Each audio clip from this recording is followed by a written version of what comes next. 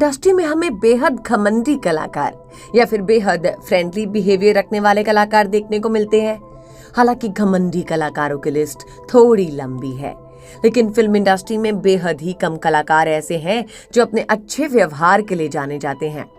उन्हीं में से एक कलाकार हैं बॉलीवुड के ही मैन कहे जाने वाले फेमस अभिनेता धर्मेंद्र, जिन्होंने बॉलीवुड को शुरुआती दौर से ही एक से बढ़कर एक हिट फिल्में दी और अपनी एक अलग पहचान बनाई। तभी तो धर्मेंद्र भले ही अब फिल्मों में काम नहीं करते, लेकिन आज भी उनकी फिल्में लोगों द्वारा बेहद पसंद की जाती हैं। तो आज हम आपको धर्मेंद्र की लाइफ से जुड़े उस दिलचस्प किस्से के बारे में बताएंगे जब वो उधारी पे खाना खाते थे। तो बिना देर किए जानते हैं धर्मेंद्र ने उधारी कैसे चुकाई। अपनी शानदार एक्टिंग और दमदार आवाज के जरिए फैंस के दिलों पे राज करने वाले 70 के दशक के सुपरस्टार धर्मेंद्र के आज भी लाखों फैन हैं। उन्होंने अपनी अदाकारी से हमेशा ही लोगों का दिल जीता। धर्मेंद्र ने फिल्म इंडस्ट्री में सफलता हासिल करने के लिए बहुत संघर्ष किया। जब धर्मेंद्र स्टार बन गए तो बॉलीवुड में उन्हें ही मैन का टैग मिला। इतना ही नहीं, धर्मेंद्र को उस वक्त का मोस्ट हैंडसम हीरो कहा जाता था। लेकिन इस मुकाम तक पहुंचना धर्मेंद्र के लिए बिल्कुल आसान नहीं था। धर्मेंद्र की जिंदगी में एक वक्त ऐसा आया जब टैलेंट हंट जीतने के बाद भी उन्हें फिल्म इंडस्ट्री में काम नहीं मिल रहा था। ये दौर तब का था जब धर्मेंद्र अपनी लाइफ में स्ट्रगल कर रहे थे। उस वक्त अलग अलग तरह के स्टूडियोज में जाना, फिल्मकारों के ऑफिस आना जाना और काम के लिए दोस्तों से मिलना उनका लगा रहता। उस समय धर्मेंद्र को सबसे ज्यादा प्रॉब्लम पैसों की होती थी। पैसों की तंगी की वजह से वो अपने खाने का इंतजाम नहीं कर पाते थे, इसलिए वो उधारी पे खाना खाते। एक फिल्म स्टूडियो के पास एक छोटा सा होटल हुआ करता था। होटल के मालिक गुप्ता जी से धर्मेंद्र की अच्छी खासी पहचान थी, इसलिए वो इस होटल में उधारी पर खाना खाते थे। बता दें, उस समय ना सिर्फ धर्मेंद्र बल्कि सभी कलाकार जो स्ट्रगल कर रहे थे वो सभी इसी होटल में उधारी पे खाना खाया करते थे। धीरे धीरे दिन बीतते चले गए और गुप्ता जी के यहाँ धर्मेंद्र की 203 रुपए की उधारी इकट्ठी हो गई।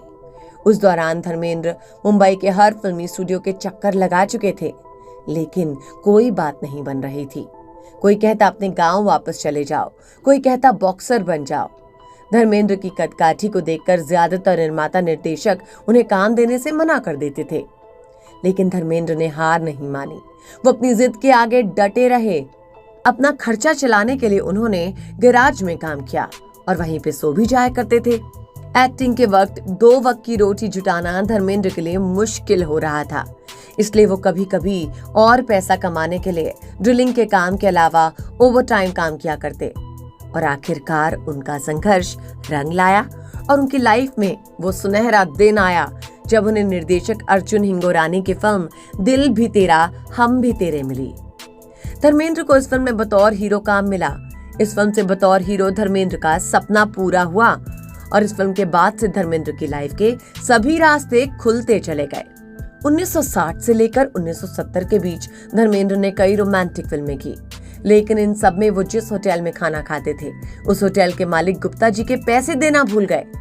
लेकिन अचानक एक दिन उन्हें वो होटल याद आया जिस होटल में वो उधारी पे खाना खाया करते। होटल की पहचान के लिए उसके बगल में जो फिल्म स्टूडियो था वो बंद हो चुका था, जिसके चलते धर्मेंद्र को वो होटल ढूंढने में परेशानी हुई। लेकिन कुछ समय होटल को तलाशने के बाद उन्हें वो होटल मिल गया। इसके बाद उनकी मुलाकात होटल के मालिक गुप्ता जी से हुई। उस दौरान धर्मेंद्र ने वो दिन याद किए जब वो उस होटल में बैठकर उधारी पे खाना खाया करते थे। इसी बीच धर्मेंद्र गुप्ता जी की उधारी पे चढ़े 203 रुपए वापस करने लगे।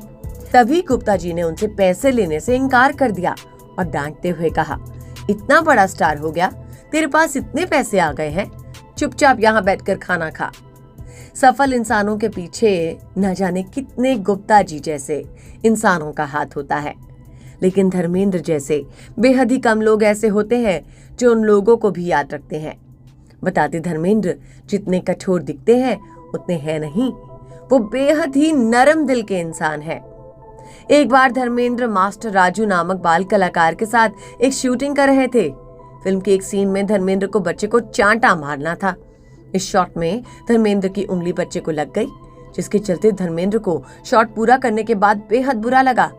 इसलिए उन्होंने मास्टर राजू नामक बाल कलाकार से चॉकलेट देकर माफी मांगी थी। धर्मेंद्र की लाइफ से जुड़ा एक और दिलचस्प किस्सा है। बताते जब धर्मेंद्र अपने फिल्मी करियर की सुपरहिट फिल्म यमला पगला दीवाना बना रहे थे, तब उन्हें पता चला कि फिल्म का जो टाइटल उन्होंने सोचा है उसका पहले से रजिस्ट्रेशन हो चुका है। बाद में उन्हें पता चला कि बॉलीवुड के प्रसिद्ध अभिनेता और मराठी फिल्म जगत के famous film star Sachin Pilgaonkar के नाम पर यमला पगला दीवाना टाइटल रजिस्टर्ड है। तभी उन्होंने सचिन को कॉल लगाया और कहा कि वो यमला पगला दीवाना फिल्म बना रहे हैं। तभी सचिन जी ने उन्हें कहा कि पाजी, आपका कॉल आने से पहले टाइटल मेरे नाम रजिस्टर्ड था, लेकिन अभी आपका ही है। बता दें, धर्मेंद्र ने अपने सह कलाकारों के साथ इतने अच्छे रिश्ते बनाकर रखे हैं कि आपको धर्मेंद्र से नफरत करने वाला एक भी शख्स नहीं मिलेगा। तो ये था सुपरस्टार धर्मेंद्र से जुड़ा दिलचस्प किस्सा। आपको धर्मेंद्र की कौन सी फिल्म सबसे ज्यादा अच्छी लगती है, हमें कमेंट बॉक्स में बताइए। और फिल्म इंडस्ट्री से जुड़ी ऐसी तमाम खबरों के लिए हमारे चैनल को सब्सक्राइब करना नहीं भूलिए।